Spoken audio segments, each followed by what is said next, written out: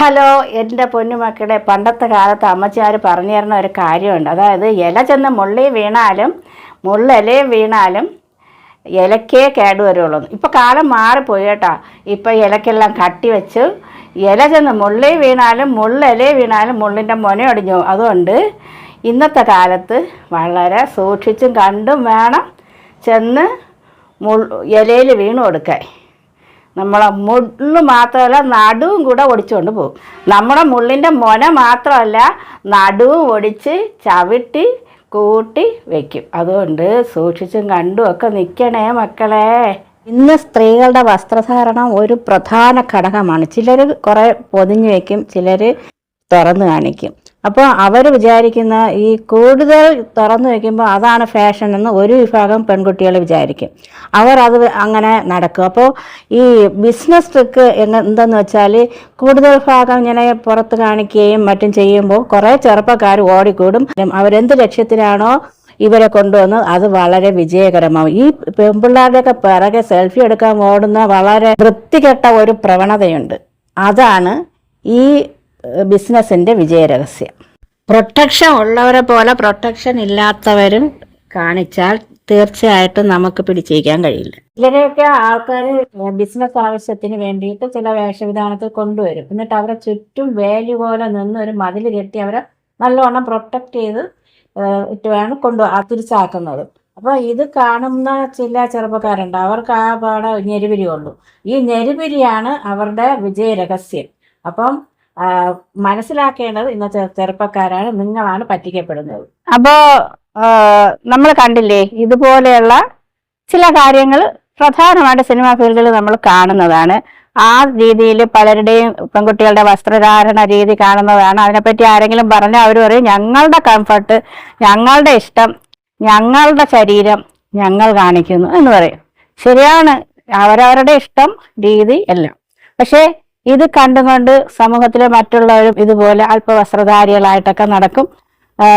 പക്ഷെ അവർക്ക് ഉള്ള വ്യത്യാസം എന്ന് വെച്ചാൽ ഇവർക്ക് പ്രൊട്ടക്ഷൻ കാണില്ല, മറ്റവർക്ക് പ്രൊട്ടക്ഷൻ ഉണ്ട്. അവർ ബിസിനസ് ട്രിക്കാണ്. ആ ബിസിനസ് കാര്യം കഴിഞ്ഞാൽ അവർ അവരുടെ രീതിക്ക് അങ്ങ് പോകും. അതൊക്കെ കാണുന്ന കുറേ ചെറുപ്പക്കാരുണ്ട്, വയസ്സന്മാരുണ്ട്. ഇവരെല്ലാം ഇത് കണ്ട് ആസ്വദിക്കാൻ നിൽക്കും.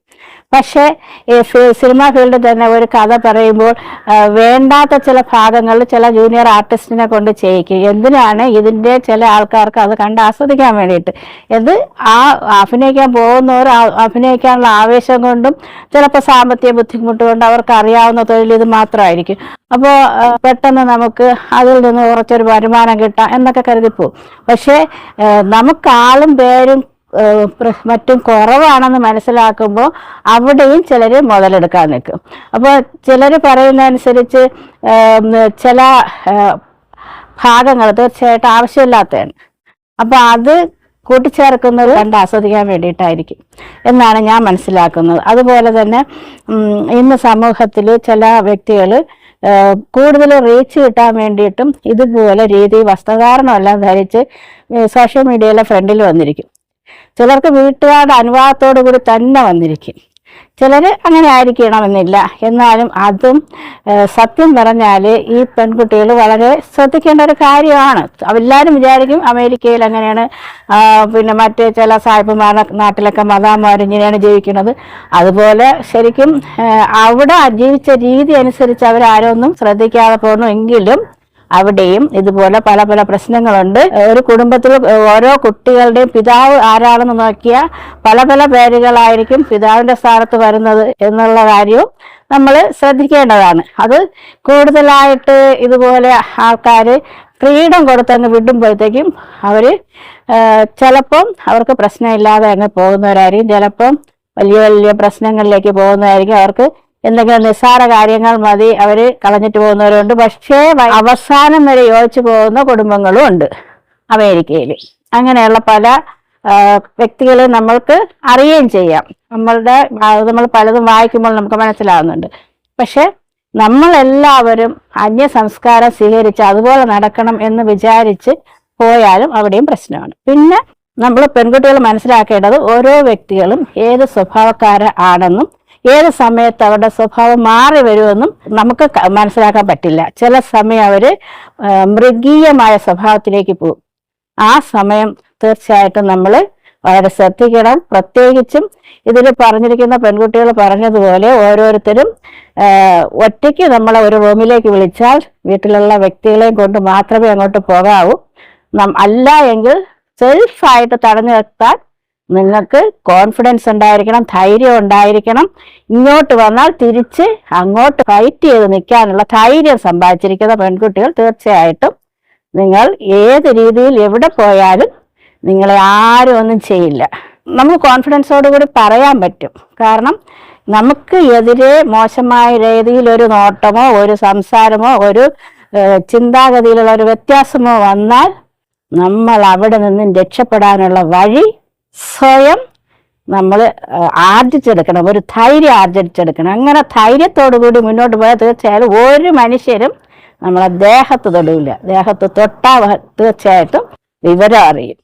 അപ്പോൾ ഓരോ പെൺകുട്ടികളും ധൈര്യം സമ്പാദിക്കുക, വളരെ ശക്തിയായിട്ട് മുന്നോട്ട് പോവുക. തീർച്ചയായിട്ടും നിങ്ങളെ ആരും ഒന്നും പറയില്ല, ഒന്നും അവർക്ക് ചെയ്യാനും പറ്റില്ല.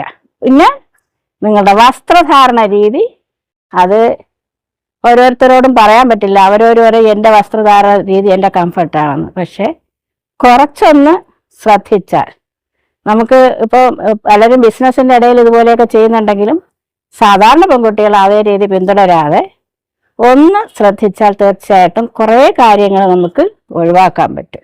ഈ പയ്യന്മാരോട് എനിക്ക് പറയാനുള്ളത് എന്തെന്ന് വെച്ചാൽ ഇവർ ഈ വേലികെട്ടിനകത്തൂടെ ഇങ്ങനെ നിങ്ങളെ മുന്നോട്ടൂടെ പോകുന്നത് അവരുടെ ബിസിനസ് സ്നാക്കാണ്.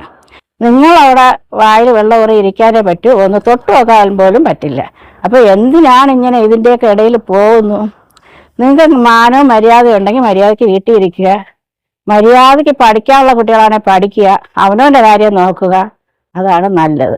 അല്ലാതെ അല്പസ്വല്പം പുറത്ത് കാണിക്കുന്നത് കാണാൻ വേണ്ടിയിട്ട് പോവാതിരിക്കുക. അതാണ് ഇന്നത്തെ പയ്യന്മാരോട് എനിക്ക് പറയാനുള്ളത്. പിന്നെ വേണമെന്നുള്ളവർ കേൾക്കുക, വേണ്ടാത്തവർ കേൾക്കണ്ട. ഓക്കെ.